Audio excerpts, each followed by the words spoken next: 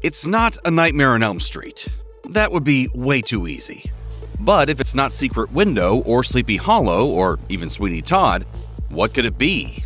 Keep watching to find out about the Johnny Depp horror film only true fans remember. Traditional, long-running soap operas once ruled daytime TV with an iron fist. What's lecture number 2? I haven't finished lecture number 1. Why are you drinking like this? Since many soaps ran for multiple decades, multiple generations of kids had the gleeful experience of watching contraband adult dramas on the days they were homesick from school, and then, when they grew up, catching up with those same dramas unfettered when they worked at home.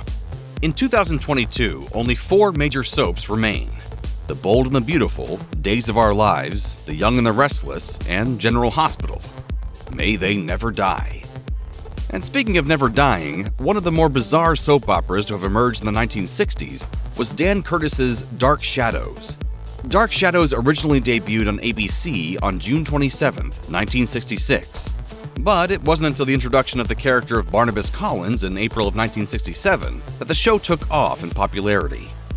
Barnabas was a 200-year-old vampire who carried a great deal of bitter resentment for his long-lost love/wife/rival, Angelique, as well as a heaping handful of angst for his long-dead human wife, Josette. Dark Shadows took place over multiple timelines, and in the true tradition of soap operas, followed enormously circuitous plots of love, sex, betrayal, and family secrets. I'm afraid a terrible hoax has been perpetrated on all of us. The series only lasted 6 seasons, a very short life as soap operas go, but remained entrenched in the popular consciousness long enough to be rebooted in 1991, and again in 2004. The original Dark Shadows was notorious for its cheapness and stagey, low-budget look. As it was a daily program, shooting schedules were breakneck affairs. In fact, there were 1,225 episodes in the original run, so errors were common. One can read any number of fan-made online compilations of Dark Shadows' production problems. In 2012, director Tim Burton and screenwriter Seth Grahame-Smith adapted Dark Shadows to the big screen. However, with the popularity of soap operas on the wane, the filmmakers felt it was their responsibility to pull triple duty. Burton and Grahame-Smith constructed a film that was equal parts gothic horror, stagey artificial soap revival, and broad slapstick farce. It's surprising how well Dark Shadows succeeded in all 3 fronts. The premise of Tim Burton's film is downright straightforward when compared to the convoluted machinations of the original TV show.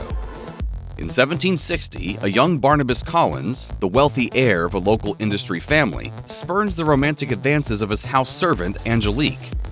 Angelique, secretly a witch, will kill Barnabas's parents in retaliation and curse Barnabas so that every person he ever loves will die.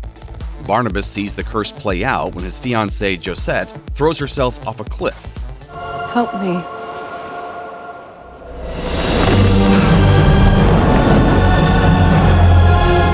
In an attempt to take his own life, Barnabas is foiled by being transformed into a vampire. He's attacked by the locals and buried alive, only to be exhumed in 1972, still alive, and now having to contend with a modern world he does not understand. And yes, Barnabas immediately falls in love with a woman named Victoria, who just happens to look exactly like his fallen Josette, and who is also played by Bella Heathcote. Barnabas moves back into his now dilapidated family estate, Collinwood, and sets about restoring the family to its former glory from 200 years previous, having to form uneasy alliances with his surviving descendants, most notably Elizabeth, the family's matriarch. Barnabas also has a Renfield-like servant, a shrink, a sniveling brother-in-law, and a snarky teen niece who is having none of this. He's not staying with us forever, is he? Oh yes, and Angelique is still alive and is still carrying a torch for Barnabas. When Angelique and Barnabas make love, they get so excited they defy gravity. There are secret passages, dramatic reveals, and cold, stagey declarations of intent. Also, there's a ghost. And don't forget Alice Cooper, who plays himself. Dark Shadows wasn't much of a hit when it was released in May of 2012, earning under $30 million in its opening weekend on a $150 million budget. Critics weren't too kind either, and Dark Shadows currently enjoys a mere 35% approval rating on Rotten Tomatoes. Critic Jay Hoberman cited the film's overabundance of characters and complicated plot as detriments, mirroring other critics' general sentiment. What fans of soap operas already knew, however, was that complicated plots and an overabundance of characters were a feature, not a bug. Several scenes in Burton's film deliberately highlighted melodramatic acting and silly dialogue, knowing that rushed performances, unrehearsed lines, and bad sound were part of the original show's charm. When Barnabas and Elizabeth meet for the first time, it is a masterclass in soap opera acting. The fish-out-of-water humor is indeed quite silly, and the juxtaposition of Barnabas interacting with 70s iconography may feel obvious, but that doesn't make it unfunny. Burton and Depp nailed a very strange meta-joke. If soap operas are dying out, it would take the angst and weirdness of an honest-to-goodness Tim Burton-designed vampire to get it going again. Over the course of the film, characters slowly begin to realize, perhaps, that they are indeed inside a soap opera. In a weird way, Dark Shadows becomes self-aware by its conclusion.